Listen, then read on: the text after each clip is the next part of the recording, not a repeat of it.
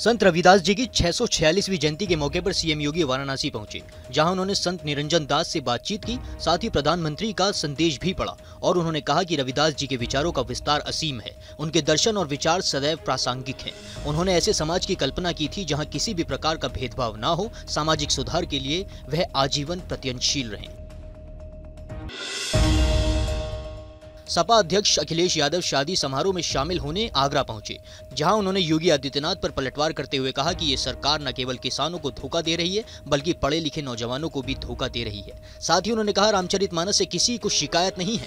योगी जी शायद भजन नहीं सुन पाते होंगे, लेकिन मैं आज भी भजन सुनता हूँ। जो गलत है वो गलत है, इसलिए मैंने कहा कि उन भाषाओं को मैं अच्छे तरीके से परिभाषित नहीं कर सकता। मुख्यमंत्री जी बताएं कि शूद्र क्या है। देखिए, रामचरितमानस से किसी को शिकायत नहीं है। भगवान श्री राम को हम मानते हैं। मैं आज भी, योगी जी शायद मुख्यमंत्री होकर के भजन नहीं सुन पाते होंगे क्योंकि वो व्यस्त हैं। उन्हें तो सब भजन याद होंगे, क्योंकि वो उस संस्था, उस परंपरा से आ रहे हैं जहां भजन होता है। भजन उन्होंने पहले से सुने होंगे। मैं आज भी 1 घंटा भजन सुबह सुनता हूं। केंद्रीय मंत्री भूपेंद्र यादव ने लखनऊ में प्रदेश मुख्यालय पर प्रेस कॉन्फ्रेंस की। उन्होंने कहा कि इस बजट में कोविड महामारी के बाद भी निरंतर अर्थव्यवस्था का बढ़ना ये दिखाता है कि भारत की अर्थव्यवस्था बढ़ रही है। प्रधानमंत्री मोदी के नेतृत्व में एमएसएमई और सभी क्षेत्र में बढ़त दिखती है और ये बजट सबका साथ, सबका प्रयास और सबका विकास वाला है। आगे उन्होंने कहा कि कुछ लोग समाज में विद्वेष की भावना फैलाना चाहते हैं। केपी मौर्य ने अपनी वेबसाइट को लॉन्च किया। उन्होंने कहा, हर वर्ग की योजना वेबसाइट पर की जाएगी। विवरण ताकि वेबसाइट के माध्यम से हर सरकारी योजनाएं जनता तक पहुंचे और गांव की समस्याओं को समाधान हो सके। आगे उन्होंने कहा कि गरीब कल्याण योजनाओं को गरीबों तक पहुंचाना हमारा लक्ष्य है।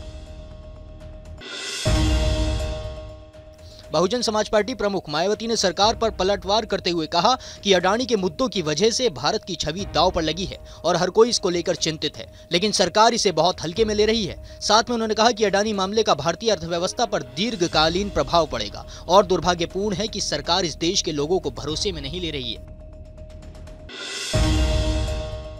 लोक गायिका मालिनी अवस्थी 33वें फिरोजाबाद महोत्सव कार्यक्रम में पहुंची, जहां उन्होंने अपनी गायकी से सबका मन मोह लिया। मालिनी अवस्थी ने इस कार्यक्रम में कई प्रस्तुतियां दी। इसके बाद नेपाल से अयोध्या लाई गई शालिग्राम शिला, जिससे भगवान श्री राम की प्रतिमा बनेगी, इस पर मालिनी अवस्थी ने कहा कि ये बहुत बढ़िया है और गाकर बताया भगवान की जयकार हो। सहारनपुर में पाकिस्तान जिंदाबाद के नारे लगाने का वीडियो सामने आया है। इसमें दिखाई दे रहा है कॉलेज की बस में बी फार्मा और डी फार्मा के छात्र हंसते हुए पाकिस्तान जिंदाबाद के नारे लगा रहे हैं। वीडियो ग्लोबल यूनिवर्सिटी के छात्रों की है। वीडियो सामने आने के बाद यूनिवर्सिटी ने दोनों छात्रों को निष्कासित कर दिया है। वहीं पुलिस ने वायरल वीडियो पर संज्ञान लेते हुए खुद ही 2 छात्रों के खिलाफ मुकदमा दर्ज कर लिया है।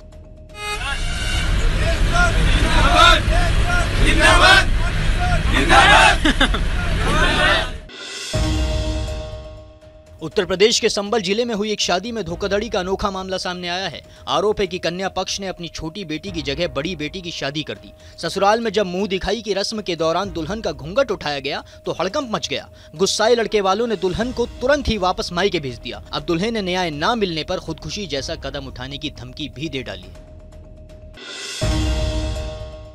पूर्व केंद्रीय मंत्री रविशंकर प्रसाद ने कहा कि भारत को दुनिया का विकसित देश बनाना इस बजट का एजेंडा है।